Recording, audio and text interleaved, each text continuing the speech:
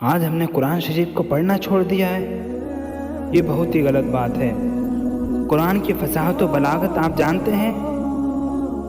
قرآن ایک ایسی کتاب ہے جس میں ایسے الفاظ جن کو فصیح و بلیغ کے اول معنی پر رکھ دیا جاتا ہے، یعنی عربی زبان میں فصاحت و بلاغت کی جو بلندی قرآن کریم میں پائی جاتی ہے وہ انسانی سوچ سے بالاتر ہے۔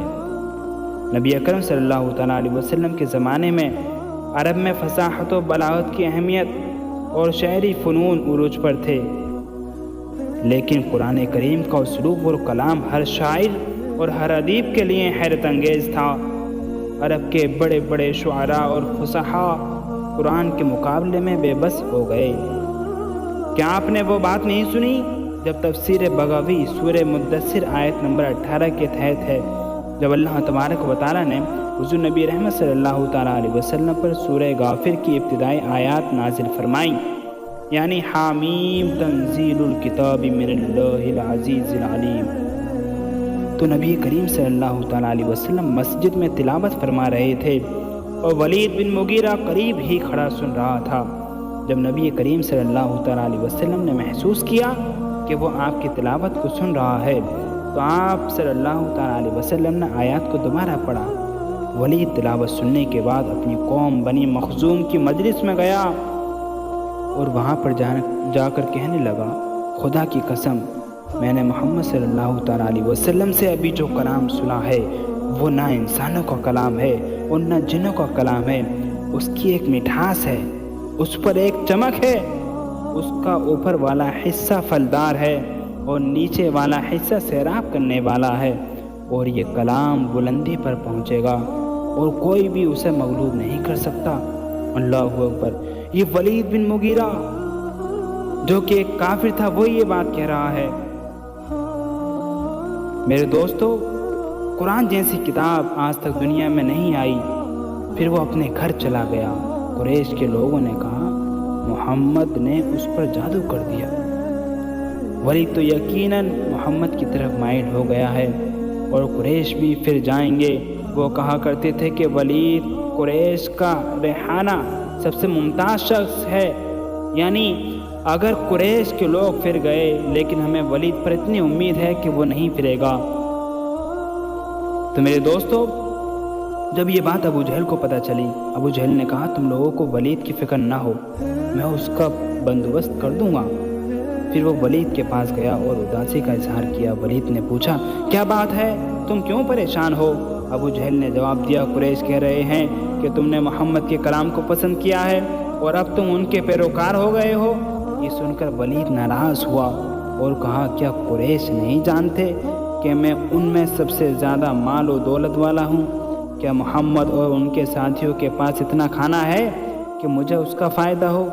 پھر ابو جہل کے ساتھ اپنی قوم کی مجلس میں گیا اور ان سے کہنے لگا تم لوگ محمد کو دیوانہ کہتے ہو، کیا تم نے اسے کبھی دیوانہ ہوتے دیکھا؟ انہوں نے کہا نہیں۔ ولید نے مزید کہا تم لوگ کہتے ہو کہ وہ کاہن نجومی ہے، کیا تم نے اسے کبھی پیش گوئی کرتے ہوئے دیکھا؟ انہوں نے کہا نہیں۔ ولید نے پھر کہا تم لوگ کہتے ہو کہ وہ شاعر ہے، کیا تم نے اسے کبھی شعر کہتے ہوئے سنا؟ انہوں نے کہا نہیں۔ پھر ولید نے کہا تم لوگ کہتے ہو کہ وہ جھوٹا ہے، کیا تم نے اس کے بارے میں کبھی کوئی جھوٹ کا تجربہ کیا ہے؟ انہوں نے کہا نہیں۔ محمد کو تو نبوت سے پہلے بھی امین کہا جاتا تھا، وہ تو اپنی بات میں سچے ہیں۔ پھر قریش نے ولید سے پوچھا تو پھر یہ کیسا کلام ہے؟ تو ولید سوچتا رہا، پھر اس نے چہرہ بگاڑا اور کہا یہ صرف جادو ہے، اور جو وہ کہتا ہے وہ جادوئی الفاظ ہیں۔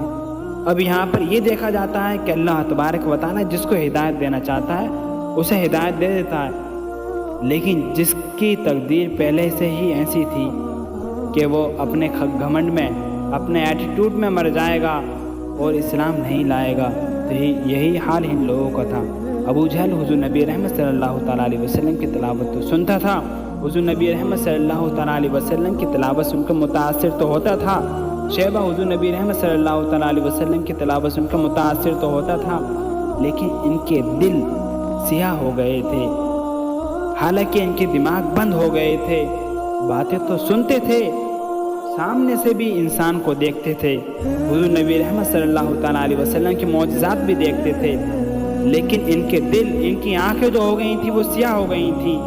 अल्लाह तबारक व तआला ने इन्हें ईमान से सरफराज ही नहीं किया, क्योंकि ये इस लायक ही नहीं थे। मेरे दोस्तों, कुरान एक ऐसी अजीम किताब है कि अगर हम इसका मुताला करें, इसके बारीक मनाजिल को देखें, जो इसके अंदर अल्लाह तबारक व तआला ने बातें बयान की हैं, कसम खुदा की मुसलमानों, ऐसी ऐसी बातें हैं जो किसी किताब में नहीं मिल सकती। आज हमने कुरान को ऐसे ही छोड़ दिया है। वो लोग जो गैर मज़हब के हैं वो कुरान से फ़ायदा उठा रहे हैं, जिन्हें साइंसदां कहा जाता है, और ऐसे फ़ायदा उठा रहे हैं जिससे दिन ब दिन अनोखी अनोखी चीज़ें वजूद में लाई जाती हैं।